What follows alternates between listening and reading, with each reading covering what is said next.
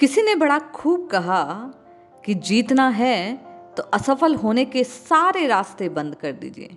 यदि आप चाहते हैं कि निरंतर नाम जप हो तो ये जो मन है, ये जो नई नई चालें रचता है, इस मन के सारे खेल बंद कर दीजिए। किंतु ये हो कैसे? ये बड़ा ही दुष्कर कार्य है। आइए एक कथा का श्रवण करते हैं और अपने मन को केवल और केवल जीत की ओर अग्रसर करते हैं। कैसे हो कि ये असंभव से लगने वाला मन के एकाग्र होने का कार्य हम और आप कर पाएं।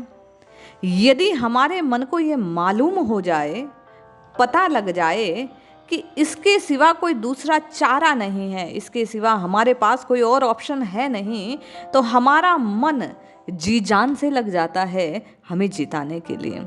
यदि आप चाहते हैं कि निरंतर नाम जप हो तो निश्चय मानिए, आप अपने मन को ये यकीन दिला दीजिए, ये विश्वास दिला दीजिए कि प्रभु की शरणागति के अतिरिक्त अपने जीवन में कुछ बचा नहीं। यदि ये एक बात आपने अपने मन को समझा दी तो निश्चय मानिए, निरंतर चाहना या ना चाहने की बात नहीं है, बिना करे भी केवल और केवल एक कार्य बचेगा। निरंतर 24 घंटे सतत आपका मन हरि के चरणों का, हरि के नाम का ही स्मरण करेगा। आइए कथा का श्रवण करते हैं, कथा के मर्म को समझते हैं, उसे धारण करते हैं और अपने नाम जप की साधना को सिद्धि तक ले जाते हैं। कहानी कुछ इस प्रकार है। पुराने समय की बात है। महोसर नामक एक छोटा सा राज्य था। उसके राजा को गुप्तचरों ने सूचना दी कि पड़ोसी राज्य हम पर हमला करने वाला है। गुप्तचरों ने बताया कि महाराज, खबर बिल्कुल पक्की है, सिर्फ 3 दिनों के भीतर पड़ोसी राज्य की विशाल सेना हम पर हमला करने वाली है।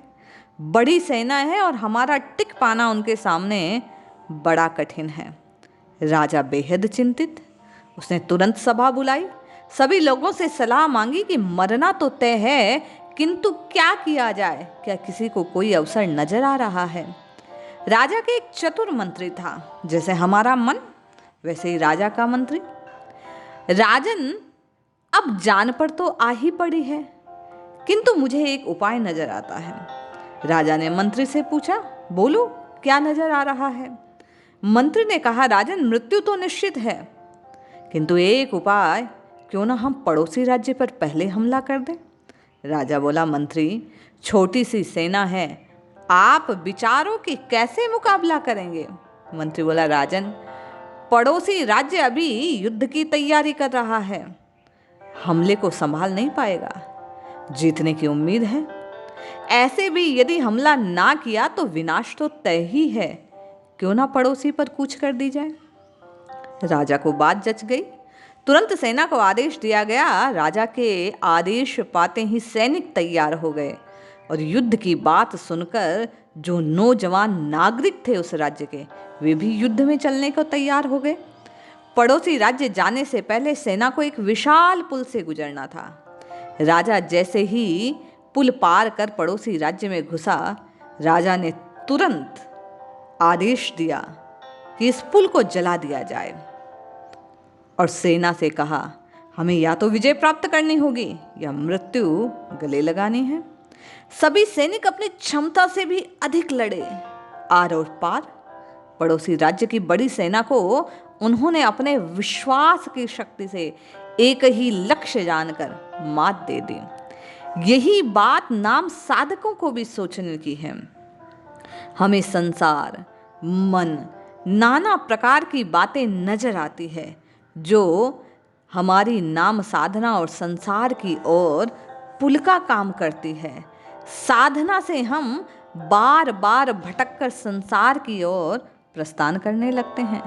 यदि जीतना है, नाम जप को सिद्धि तक पहुंचाना है, तो जैसे राजा ने उस पुल को नष्ट किया, वैसे ही हमारी जो आसक्ति का पुल है, हमारी जो कामनाओं का पुल है, हमारा जो संसार की ओर बहने वाला पुल है, उसे हमें नष्ट करना होगा। जैसे ही हम एकमात्र भगवान का आश्रय स्वीकार कर लेंगे, जैसे ही केवल और केवल रघुनाथ जी के नाम को ही अपना हित मान लेंगे, जब केवल हमें भगवान का नाम ही एकमात्र कल्याण का साधन है, ये मन में स्थापित हो जाएगा। जिस दिन हमने मन से सारे सहारों को छोड़कर केवल और केवल नाम के आश्रय को पकड़ लिया, निश्चित माने उस राजा के समान जीत हम सब की होगी। नाम साधना में सिद्धि चाहते हैं तो केवल और केवल नाम के आश्रय रहना होगा। ये कहानी हमें ये बतलाती है कि जूझने की क्षमता हर एक में है, बस सहारों को छोड़कर, दूसरे ऑप्शंस को छोड़कर व्यक्ति केवल और केवल एक लक्ष्य की ओर, कि हमें केवल रघुनाथ जी को पाना है, हमें केवल नाम के माध्यम से हमारा कल्याण करना है। ये मनुष्य जीवन रूपी जो अवसर मिला है, इसका पूरा लाभ उठाना है। जपिए जपिए जपिए, निरंतर रघुनाथ जी के नाम को जपिए और अपना कल्याण कीजिए। जय श्री हरि।